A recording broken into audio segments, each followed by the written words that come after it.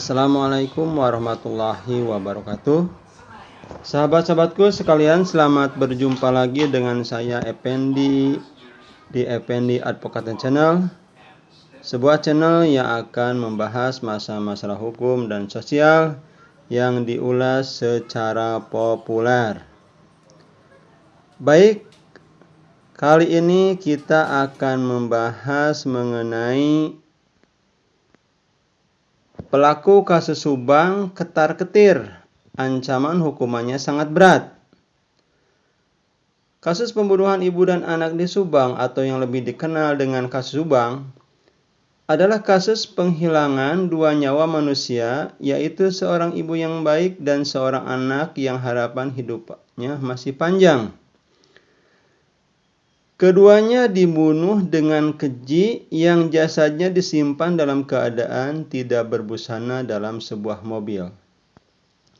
Sampai hari ini sudah lebih dari 10 bulan perkaranya belum juga terungkap. Belum terungkapnya dan rumitnya perkara ini malahan menjadi kasus ini menjadi perhatian orang banyak.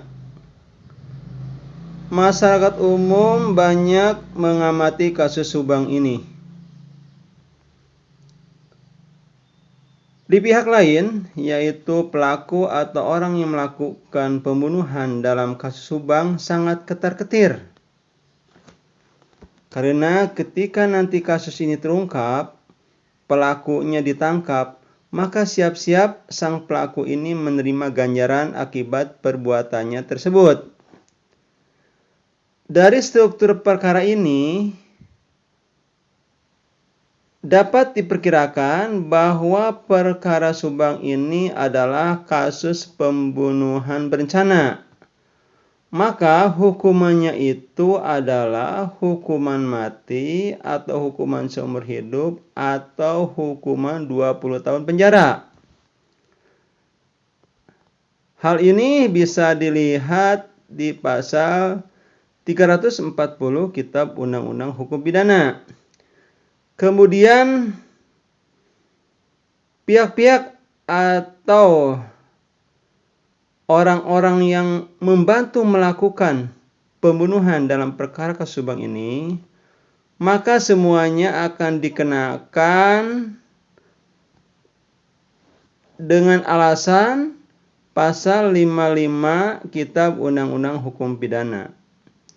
Jadi pelaku yang membantu semuanya akan kena. Dan hukuman mati atau hukuman seumur hidup atau hukuman 20 tahun bukanlah hal yang ringan. Jadi hukuman tersebut adalah bukan hukuman yang ringan. Tinggal di hotel Prodio atau penjara adalah hal yang gak enak. Jangankan tahunan di penjara, sehari saja di penjara pasti bakal menderita tiada tara. Itu kalau hukumannya beberapa tahun penjara. Bagaimana kalau hukumannya adalah hukuman mati atau hukuman seumur hidup? Menjalani hukuman seumur hidup pasti terlunta-lunta seumur hidup. Hidup terkekang, jauh sanak saudara, kebebasan hidup sirna seketika, yang tersisa hanya penyesalan yang terlambat. Lain lagi ketika hukumannya adalah hukuman mati. Hari-hari sengsara menanti saatnya dieksekusi. Hari demi hari ada lembaran-lembaran penyesalan yang terlambat. Ancaman hukum dari perkara Subang ini adalah berat. Karena memang pembunuhan itu adalah tindak pidana berat. Sehingga upaya yang dilakukan pelaku kasus Subang ini tentunya adalah bagaimana agar perkara ini tidak terungkap. Para pelaku kasus Subang pasti berharap kasusnya mengambang tiada pasti, biar mereka tidak dieksekusi. Demikian sahabat-sahabatku sekalian yang saya dapat sampaikan kali ini. Kita terus berdoa sama Allah Subhanahu wa Ta'ala, mudah-mudahan kasus Subang ini segera terungkap. Allah punya berbagai cara agar kasus Subang ini bisa terungkap. Demikian saja, billahi taufiq wa hidayah. Wassalamualaikum warahmatullahi wabarakatuh.